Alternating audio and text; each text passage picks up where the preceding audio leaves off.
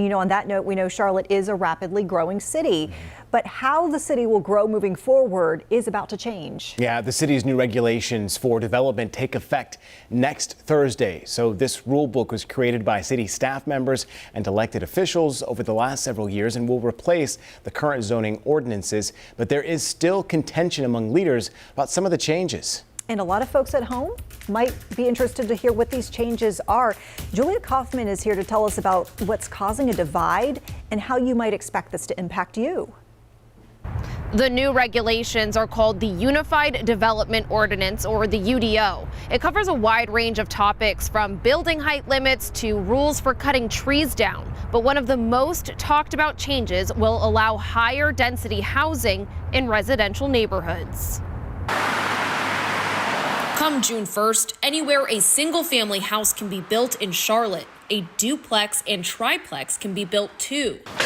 The goal is to try to up Charlotte's housing supply and bring prices down. Housing will never be affordable. People will continue to be displaced if you do not allow for more building to happen in more parts of your city. But some worry the opposite could happen. There's going to be some potential unintended consequences. Homeowner Jordan Boyd worries it'll invite developers to flip houses in older residential communities into modern duplexes to make more money.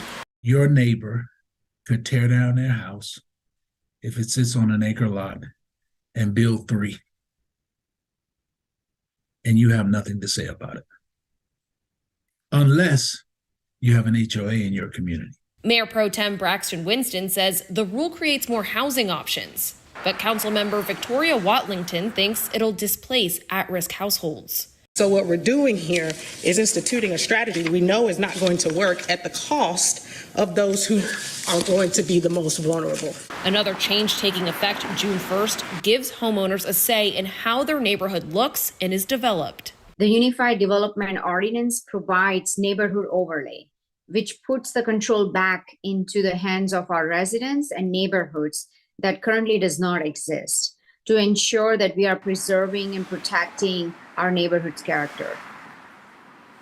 The last thing to know is the UDO is a living document, meaning City Council can make changes to it.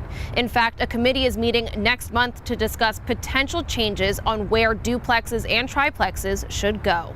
In Charlotte, Julia Kaufman, WCNC Charlotte.